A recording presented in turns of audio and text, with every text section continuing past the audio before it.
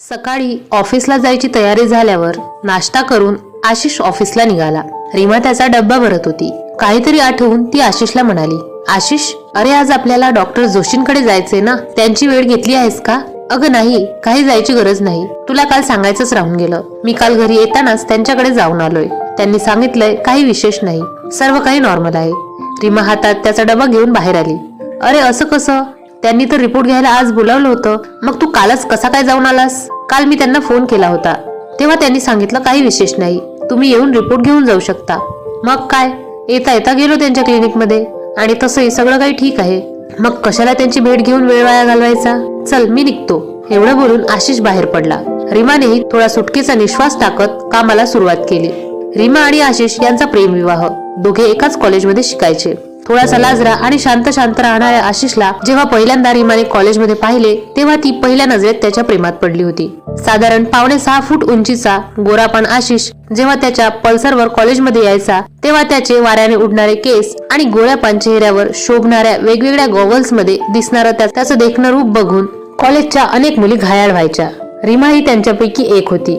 तशी रीमा ही दिसायला कमी नव्हती. अगदीच गोरी पण नसली तरीही गोरीच होती. नाकी डोळा छान होती, बांधे सूत होती. रस्त्याने जाताना अनेकांच्या नजरा तिच्याकडे नकळत स्थिरावत. कॉलेजच्या रोज डेला रीमानेच पुढाकार घेत आशिषला प्रपोज केलं होतं. आशिषला अंदाज होताच इतके दिवस तिचे सिक्रेट क्रश थोडीच लपून राहणार होतं. आशिषलाही रीमा आवडायची, पण त्याच्या मूळच्या लाजऱ्या स्वभावामुळे त्याने ते कधीच कोणाला बोलून दाखवलं नव्हतं. पण रीमाने प्रपोज केल्यावर त्याने क्षणाचाही विलंब न करता तिला लगेचच होकार दिला. त्या दिवसापासून आशिष रीमाची जोडी जमली. पुढे कॉलेज संपलं, नोकरी चालू झाली. घरच्यांच्या विरोधाला झुगारून दोघांनी लग्न केलं. दोघांनी वेगळा संसार थाटला. राजा राणीचा सुखाचा संसार चालू होता. आशिष एका चांगल्या कंपनीत नोकरी करायचा, रीमा घर सांभाळायची. एकूणच सर्व छान छान सुरू होतं. आता फक्त दोघं एका छोट्या पाहुण्याची वाट बघत होते. पण गेल्या काही दिवसापासून रीमा थोडी थकलेली वाटायची. तिच्या पोटात टोचल्यासारखी जाणीव व्हायची. अधूनमधून तिला उलट्या व्हायच्या. तिचं वजनही कमी होत चाललं होतं. ही गोष्ट जेव्हा आशिषच्या लक्षात आली तेव्हा तो तिला डॉक्टर जोशींकडे घेऊन गेला. डॉक्टरांनी काही टेस्ट करायला सांगितल्या होत्या. त्यांचे रिपोर्ट घेऊन आज जोशींना भेटायचं होतं. रीमाला घरातली कामे करता करता विलक्षण थकवा जाणवायचा. कामे रोजचीच असायची, पण ती कामे करताना रीमाला अनेक वेळा थांबायला लागायचे.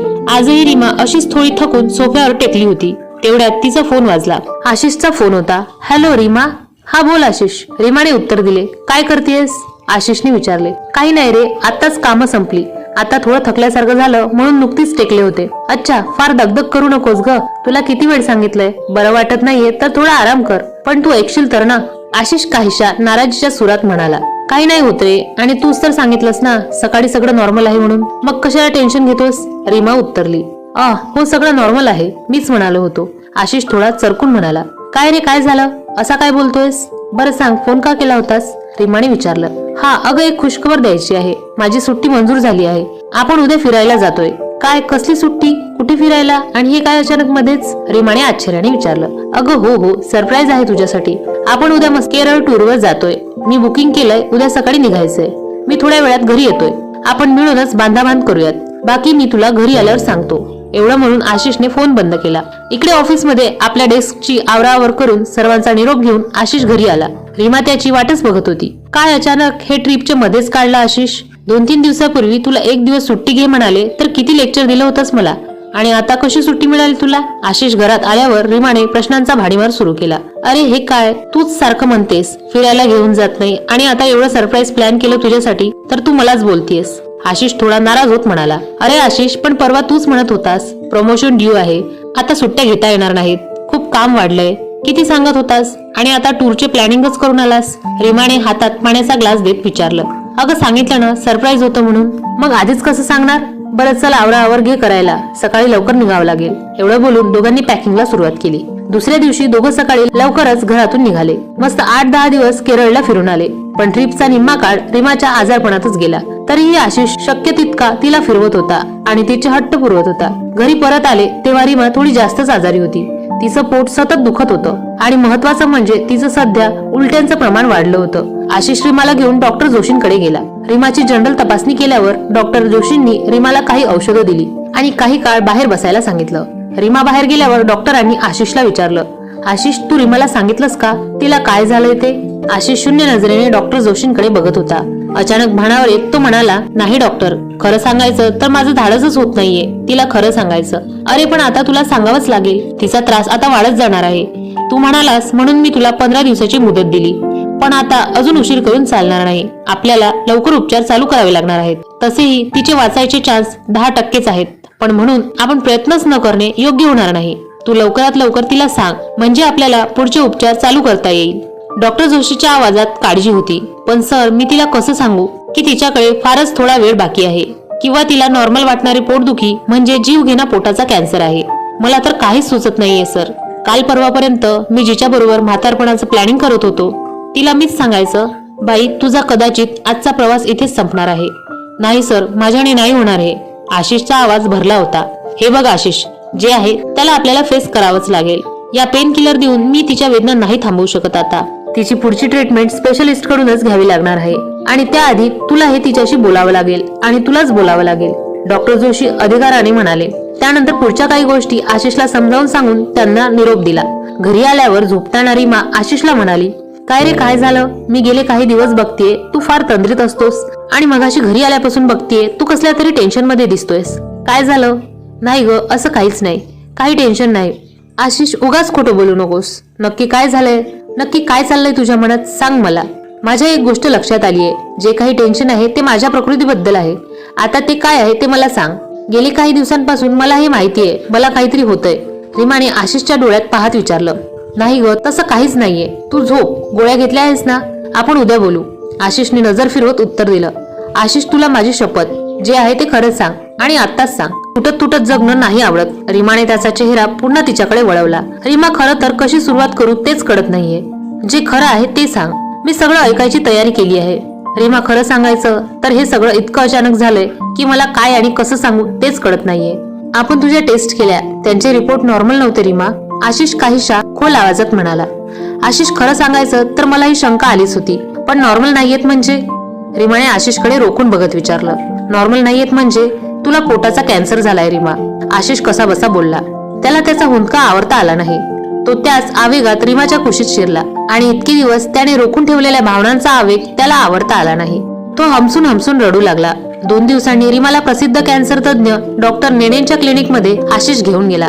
तिचे सगळे रिपोर्ट बघितल्यावर तिच्यावर लगेचच केमोथेरपी चालू करण्याचा निर्णय घेतला. दुसऱ्या दिवशी रीमाला ऍडमिट व्हायचं होतं. रीमा आशिष घरी आले. दोघेही शांत शांत होते. आशिष रीमा समोर शक्य तितका कूल राहायचा प्रयत्न करत होता. रीमाची प्रचंड घालवेल चालू होती. आशिष काही कामासाठी बाहेर गेला. रीमा एकटीच घरी होती. का कोण जाणे, आज तिला तिचं घर डोळे भरून बघायचं होतं. घराशी भरपूर बोलायचं होतं. तिच्या मनात चाललेली घालमेल तिला कोणाशी बोलता येत नव्हती. ती तिला घराला सांगायची होती. मी नसताना माझ्या नवऱ्याची, माझ्या संसाराची काळजी घे, असं तिला घराला सांगायचं होतं. त्या घरात घालवलेले क्षण पुन्हा आठवायचे होते, आणि भविष्याची रंगवलेली स्वप्ने एका रात्रीत जगायची होती. रीमा शांत होती, पण खूप काही बोलत होती.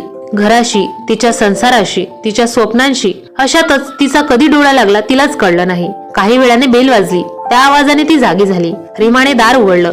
काय रे, काय हे नवीनच? दारातून आत शिरणाऱ्या आशिषकडे आश्चर्याने बघत रीमा त्याला म्हणाली.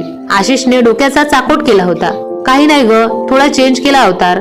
एकच एक झाली होती केसांची स्टाईल. अरे पण किती सुंदर होते तुझे केस. तुझ्या वयाच्या तुझ्या मित्रांना टक्कल पडलंय, आणि तुला इतके छान केस आहेत तर तुला नवीनच अवदसा सुचलीये. रीमा थोडी वैतागून म्हणाली. वास्तविक तिला आशिषच्या केसांचा थोडा आशिषपेक्षा जास्त अभिमान होता. आशिषकडे बघत तणतणत ती आत निघून गेली. ती गेल्यावर आशिष हॉलमध्ये सोफ्यावर शांतपणे कितीतरी वेळ बसून होता. जेवताना रीमा आशिषकडे बघत म्हणाली, आशिष, उद्यापासून माझी केमो चालू होणार. आता माझे केस जातील. तू म्हणून तुझ्या डोक्यांचा चाकोट केलेला आहेस ना? आशिषच्या हातातला घास हातातच राहिला, आणि टचकन डोळ्यात पाणी आलं. एवढं बोलून रीमा फिदी फिदी हसू लागली, आणि हसत हसतच कधी तिच्या डोळ्यातून पाणी वाहू लागलं तिलाही कळलं नाही. हॉस्पिटलच्या एका स्पेशल रूम मध्ये विविध मेडिकल इक्विपमेंट शरीरावर लावलेली रीमा बेडवर पडून होती. गेला महिनाभर तिच्यावर चालू असलेल्या उपचारामुळे ती बरीच खुश झाली होती. सततच्या केमोथेरपीमुळे तिच्या डोक्यावरील बहुतांशी केस जळून गेले होते. 1-1.5 महिन्यांपूर्वीची रीमा हीच आहे हे ओळखणंही शक्य नव्हतं. पोटापासून सुरू झालेला तिचा आजार गेल्या महिन्याभरात इतक्या उपचारानंतर शरीरभर पसरत होता. डॉक्टर प्रयत्नांची पराकाष्ठा करत होते, परंतु त्यांना अपेक्षित यश मिळत नव्हतं. या सगळ्यामध्ये एक व्यक्ती रीमाच्या रूम मध्ये एका बाजूला बसून रीमाकडे बघत होता. गेले 1.5 महिना सतत रीमा सोबत तो तिची प्रत्येक वेदना भोगत होता. रीमाकडे येणारं मरण तो क्षणाक्षणाला मरत होता. गेल्या 1.5 महिन्यात आशिषच्या तब्येतीत विलक्षण फरक पडला होता. तो झुरत होता मानसिक वेदनेने. त्याची रीमा, त्याचा संसार त्याच्या डोळ्यासमोर उद्ध्वस्त होत होता. रीमाच्या उपचारासाठी हवं ते करायची त्याची तयारी होती. नोकरी त्याने कधीच सोडली होती. रीमाच्या आजाराबद्दल कळल्यापासून तो त्याचा पूर्ण वेळ तिच्या सोबतच घालवत होता. खरं तर डॉक्टरांनी त्याला पहिल्यांदाच कल्पना दिली होती की रीमा यातून वाचायची शक्यता खूपच कमी आहे. तरीही त्याने कोणतीही कसर ठेवली नव्हती. सततच्या धावपळीने आणि मानसिक तणावाने तो प्रचंड थकला होता. गेले कित्येक दिवस तो नीटसा जेवलाही नव्हता आणि झोपला तर अजिबात नव्हता. रीमाने खूस बदलली तरी तो गडबडीने उठून तिच्या जवळ जात असे. तिचा प्रत्येक शब्द तो मनात साठवत होता. त्याने एक ठरवलं होतं, त्याला रडायचं नव्हतं. रीमा समोर तर नाहीच नाही. त्याने हे सगळं मनात साठवलं होतं. रीमा समोर शक्य तितक्या संयमितपणे तो जात असे. पण हे सगळं वरवरच होतं. आशिष, रीमाने तिच्या क्रूश आवाजात हाक मारली. आशिष गडबडीने उठला. काय रीमा, बोल ना, तुला काही हवंय का? आशिष, मला घरी जायचंय, मला घरी घेऊन चल ना. रीमा सगळी ताकद एकवटून आशिषची बोलत होती. हो रीमा, जायचं आपण घरी. मी डॉक्टरांशी बोललो आहे. त्यांनी मला सांगितलंय तुला लवकरच बरं वाटणार आहे आणि मी माझी फिट रीमा घेऊन घरी जाणार आहे. काळजी नको करूस, तुला काहीही होणार नाही. हो का? रीमा शुष्क ओठांनी कसनूस हसत म्हणाली. मग असं समज मी एकदम फिट झालीये आणि मला घरी घेऊन चल. रीमा निश्चयाने आशिषकडे बघत होती. अगं असं काय करतेस? थोडेच दिवस थांब, मग तू एकदम बरी होशील. अरे मलाही माहितीये माझे अगदीच थोडे दिवस राहिलेत आणि तुला सांगू, आपण घरी गेलो की मला एकदम बरं वाटेल. तू फक्त मला आपल्या घरी घेऊन चल. आशिष सुन्न होऊन रीमाकडे बघत होता. आशिष, मला आपल्या घरात आपल्या बेडरूम मध्ये झोपायचंय. हे हॉस्पिटलचं लाचार मरण नकोय मला. माझं घर, माझा संसार, माझी स्वप्न माझी वाट बघतायत. मी हॉस्पिटलमध्ये यायच्या आधी त्यांना प्रॉमिस केलं होतं मी परत येईन म्हणून. आता मला माझं प्रॉमिस पूर्ण करू दे. मला घरी घेऊन चल. पण रीमा, तुला बरं वाटेल. आता थोडे दिवस थांब, सगळं ठीक होईल. डॉक्टर उपचार करतायत आणि मला म्हणालेत तुझी रीमा अगदी बरी होईल म्हणून. आशिष कसा बसा बोलत होता, पण रीमा ऐकत नव्हती. शेवटी आशिष डॉक्टरांना भेटला आणि त्यांना सगळं सांगितलं. डॉक्टरांनी त्याला सांगितलं की रीमाकडे खरंच खूप कमी वेळ आहे. जर तिची घरी जायची इच्छा असेल तर तिला घेऊन जा. आशिष रीमाला घरी घेऊन जाणार होता. त्यापूर्वी तो घरी आला. त्याने आज बरेच दिवसांनी घर उघडलं होतं. घर स्वच्छ केलं, सजवलं आणि रीमाच्या स्वागताला सज्ज केलं. आशिष रीमाला घेऊन घरी आला. त्याने घराच्या दारात धान्याने भरलेलं माप ठेवलं होतं. रीमाला आशिषने आणि एका नर्सने धरून कसं बसं उभं केलं. रीमाने मोठ्या कष्टाने माप ओलांडून घरात प्रवेश केला. आशिषने सजवलेलं घर ती भरल्या डोळ्याने पाहत होती.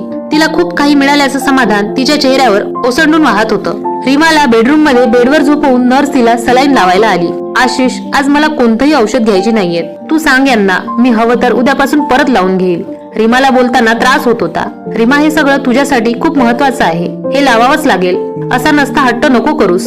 रीमा काही केल्या ऐकायला तयार नव्हती. तिला प्रचंड त्रास होत होता. ती रडत होती आणि आशिषला विनवत होती. पण हे करताना ती इतकी थकली की शेवटी तिला ग्लानी यायला लागली. अखेर आशिष तयार झाला.